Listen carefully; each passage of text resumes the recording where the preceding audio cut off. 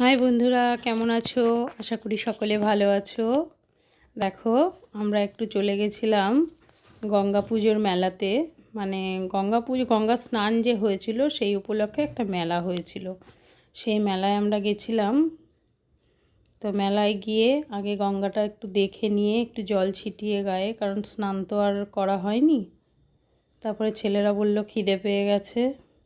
আমার ছোটো ছেলে বেরোলেই আগে খিদে পায়, রাস্তাঘাটে বেরোলেই কিছু দেখুক আর না দেখুক, মাম্মা আগে খিদে পেয়েছে আমার। তাই ওদের একটু রোল কিনে দিলাম, ওরা খাচ্ছিল।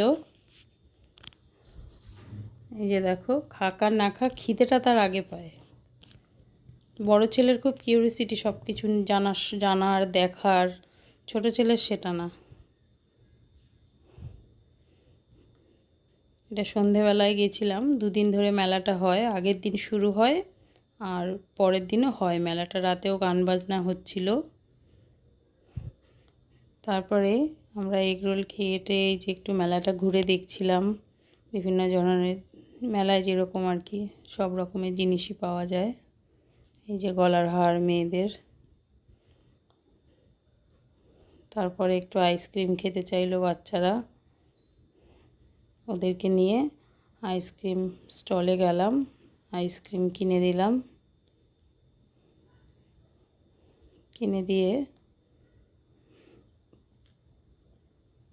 আইসক্রিম খাচ্ছে। এই যে দেখো, আইসক্রিম স্টলটায় গিয়ে কিনে দিয়েছি। পুরো আইসক্রিমটাই ফেলে দিয়েছে বড় ছোট ছেলেটা, এক কামড় খেয়েই পুরোটা ফেলে দিয়েছে। আবার কাউকে ধরতেও দেবে না, আমরা খাইয়ে দিতে গেলে সেটাও দেবে না।